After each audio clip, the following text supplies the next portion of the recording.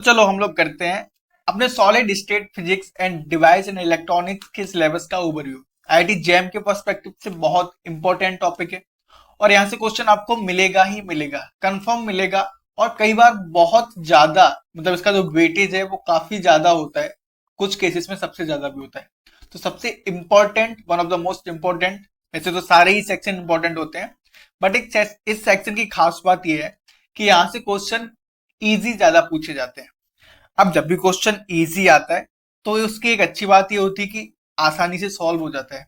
But as you know, everything is black and white, nothing is black और white. तो इसका black क्या है कि जब भी इजी आता है ना तो वो सबके लिए इजी है, और ऐसे में अगर हम अपने इजी पार्ट को गलत कर रहे हैं तो ये हमारे लिए नेगेटिव पॉइंट होता है। तो उस पर्सपेक्टिव से भी ये सेक्शन इंपॉर्टेंट हो जाता है। अब मैं इस सेक्शंस को तीन पार्ट में डिवाइड करना चाहूंगा। पहला इजी, जहां से इजी क्वेश्चन बनते हैं। दूसरा मीडियम, जहां से मॉडरेट लेवल के क्वेश्चन बनते हैं। और तीसरा हार्ड, मतलब डिफिकल्ट लेवल के क्वेश्चन जहां से बनते हैं और जहां पर आपको थोड़ी सी ज्यादा एक्स्ट्रा एफर्ट डालना पड़ेगा ऑब्वियसली। सबसे पहले क्रिस्टल स्ट्रक्चर, ब्रेविस लेटिस का पार्ट बहुत छोटा, बहुत प्रीसाइज, यहाँ पर आपको याद करना पड़ सकता है। तो इस पर्सपेक्टिव से मैं इसको इजी वाले सेक्शन में डालना चाहूंगा। तो ये इजी क्वेश्चन यहाँ से बनते हैं। बेसिकली जो हमारे पास 7 क्रिस्टल कि जो हमारे पास जो फॉर्मेशन होती है उसमें से 14 टोटल लैटिस बन सकते हैं, जो टोटल 14 पॉसिबिलिटीज हैं उनको रिमेंबर करना। साइड्स अलग अलग होते हैं, एंगल अलग अलग होते हैं।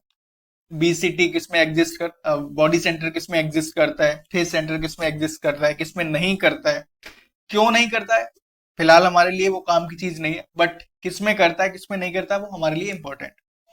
मिलर इंडेक्सिस बहुत प्रिसाइज, आप एक बार इसको अच्छे से देखेंगे तो समझ में आ जाएगा, और एक बार समझ में आ गया तो बहुत ज्यादा रटने की जरूरत नहीं है, बहुत लिमिटेड पढ़ना है।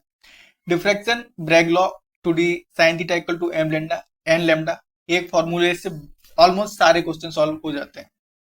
इंट्रिंसिक सेमीकंडक्टर और ये जो रेजिस्टिविटी पार्ट है इसको मैं मॉडरेट लेवल में रखना चाहूंगा। कुछ इक्वेशंस बनती हैं जहां से थोड़ा सा डिफिकल्ट मॉडरेट लेवल का हो जाता है।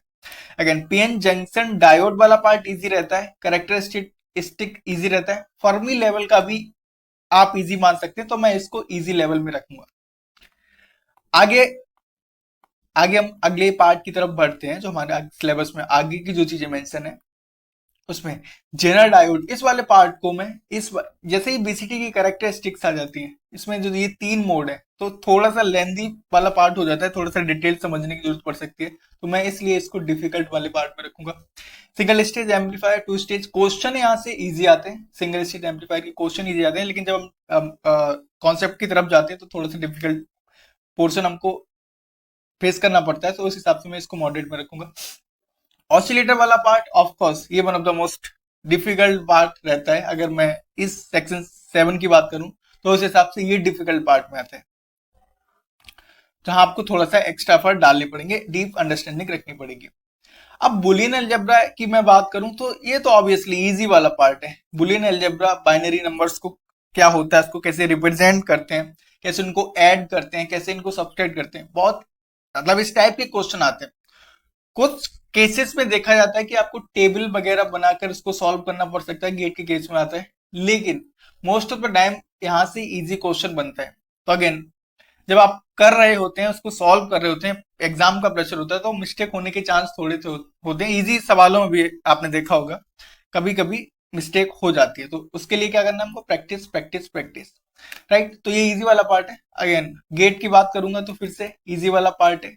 नॉर एंड इसमें जो जो क्वेश्चन मोस्टली इस टाइप के पूछे जाते हैं, कई बार आपको गेट का कॉम्बिनेशन दे दिया जाता है, बहुत सारे गेट के कॉम्बिनेशन दे दिए जाते हैं, पूछा जाता है कि यहाँ पर क्या आउटपुट है, या फिर आपको आउटपुट दे दिया, पूछा जाता है यहाँ पर क्या इनपुट है।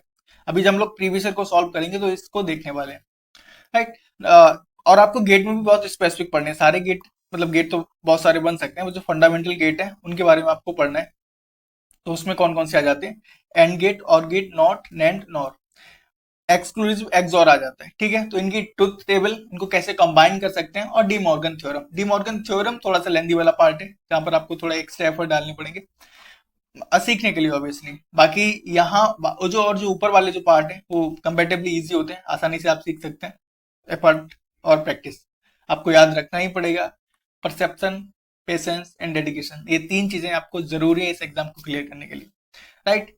तो ये सिलेबस के बारे में बात करी, तो ये आपका जो सिलेबस है आप इसको इस तरह से ही पढ़ें कि इजी वाले पार्ट को थोड़ा सा जल्दी, क्योंकि जल्दी हो जाता है तो जल्दी हम इजी वाले पार्ट को स्टार्ट करेंगे, उसके बाद मॉडरेट और उसके बाद डिफिकल्ट को, राइट। तो ये था सॉलिड स्टेट एंड इलेक्ट्रॉनिक्स का सिलेबस। आई होप आपको सिलेबस क्लियरली समझ में आ गया होगा।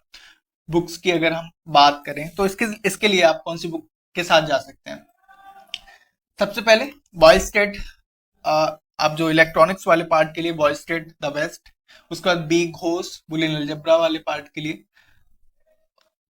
और सॉलिड स्टेट के लिए आप क्रिस्टल स्ट्रक्चर के लिए किटेल की बुक के साथ जा सकते हैं, जो कि आप एमएससी में वैसे भी पढ़ रहे होंगे, मास्टर्स में आप, तो किटेल के साथ आप जा सकते हैं। तो ये जो 3 बुक हैं आप इनके साथ जा सकते हैं, तो किटेल, दूसरा बिग होस, और तीसरा बॉयल स्टेट।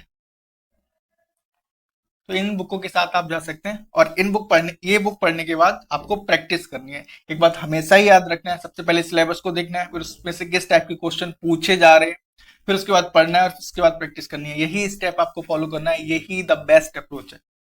ठीक है, मिलते हैं नेक्स्ट वीडियो में, हम डिस्कस करेंगे अगले सेक्शन के सिलेबस को। तब तक के लिए बेस्ट ऑफ लक, तैयारी करते रहिए।